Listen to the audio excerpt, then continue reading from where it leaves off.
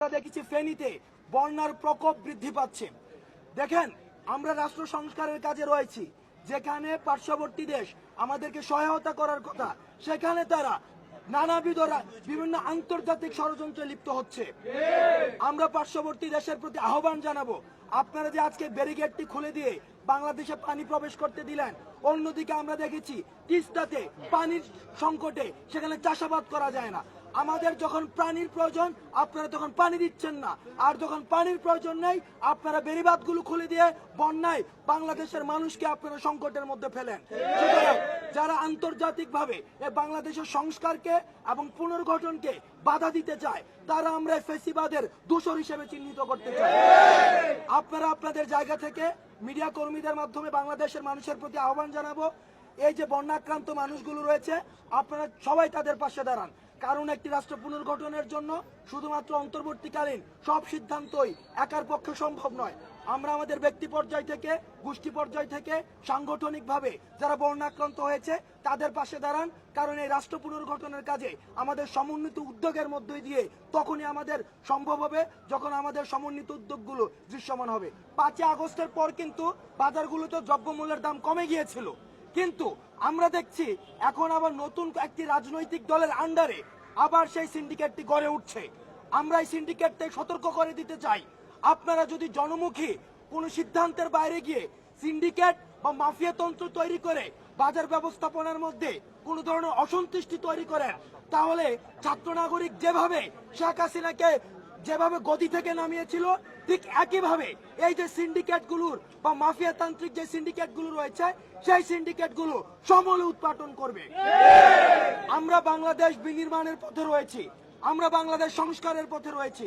স্বাধীনতার 53 বছর পরে এসেও বাংলাদেশের দ্বিতীয় জন্ম এসে আমরা আপনারা যদি আমাদেরকে যথাযথ রাষ্ট্র পুনর্গঠনের সময় না দিয়ে গত 16 বছরের ব্যর্থতার দায়ভার আমাদের উপরে চাপিয়ে দিয়ে আপনারা এক ধরনের আমাদেরকে ব্ল্যাকমেইল করেন, তাহলে আমরা মনে করব আপনারা রাষ্ট্র পুনর্গঠনে আমাদেরকে সহায়তা না করে বরং আপনারা ষড়যন্ত্র করছেন।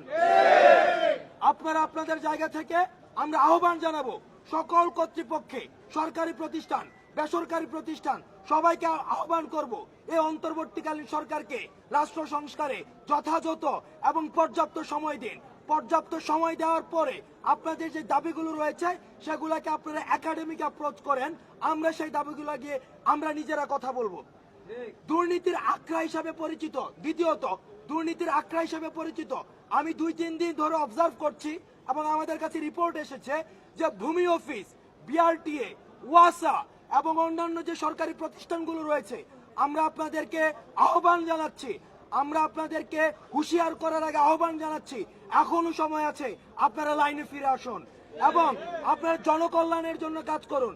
আপনারা যদি এই দুর্নীতির শৃঙ্খল আরো বৃদ্ধি করেন, তাহলে জনগণ আপনাদের 5 আগস্টের মতো, বঙ্গভবনের মতো, সংসদ ভবনের মতো ভূমি অফিসগুলো, বিআরটিএ, ওয়াসা এগুলোর সবগুলোর একই ধরনের পরিণতির জন্য আপনারা প্রস্তুত হন।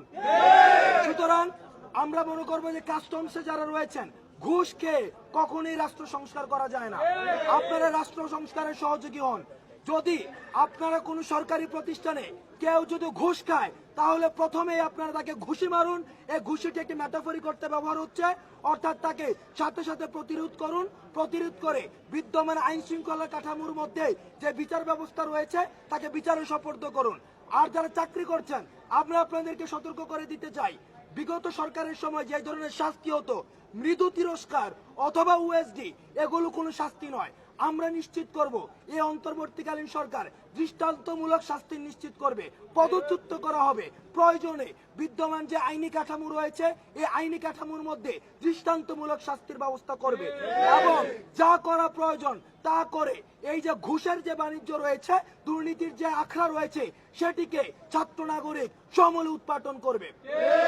সর্বশেষ আমরা আজকে খবর পেয়েছি এবং এটি আমাদের বাংলাদেশের জন্য অত্যন্ত দুঃখজনক একটি বিষয়।